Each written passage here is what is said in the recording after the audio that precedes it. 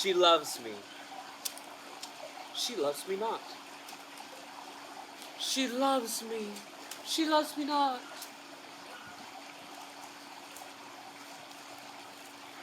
She loves me. She loves me not.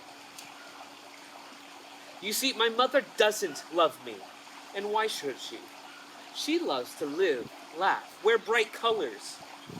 Whereas I'm 25 and a constant reminder that she's not young anymore. When I'm not around, she's 32. When I am around, she's 43. That's why she hates me. She also knows that I don't believe in the theater. She loves the theater. She thinks she's serving humanity, the sacred cause of art, whereas I see the modern theater as trite, riddled with cliches. The curtain opens up on an artificially lit room with 3 walls and 3 great talents, the acolytes of the religion of art, as they play people who eat, drink, sleep, make love, walk around, put on a jacket. They take these cheap, vulgar plots and these cheap, vulgar speeches, and they extract a moral out of it. But not too big a moral. Easy on the digestion, usable around the house. 1,000 times! Again and again and again, they serve these rotten leftovers like... And I have to flee the theater. Like Maupassant when he fled Paris because he said the Eiffel Tower was crushing his mind with its tawdry vulgarity. We need new forms. We need new forms, and if there aren't any to be had, we're better left without any.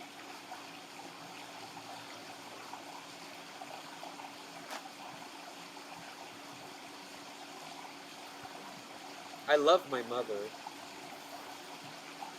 I love her deeply.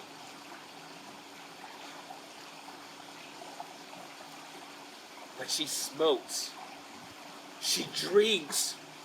She lives openly with that novelist. Her name is constantly in the papers. It's getting me down. And maybe it's just my human ego talking. If she were not a famous actress, if she were an ordinary woman, Uncle, I would have been happier. Uncle, could you think of anything more maddening and ridiculous as the situation I'm in? My mother with her parties, and these writers, and these actors, celebrities. I'm the only nobody there. They only put up with me because I'm her son. Who am I? What am I? Expelled from the university because, as they say, things out of the editor's control. No money. No talent. My passport says I'm a bourgeoisie from Kiev. My father was a bourgeoisie from Kiev, but he was a famous actor.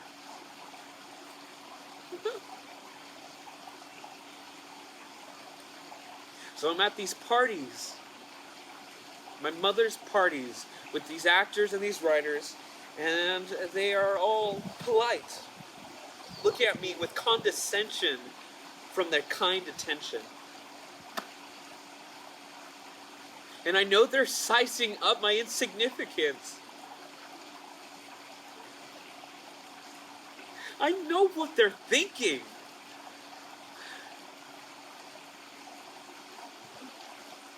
And it puts me through agonies of humiliation.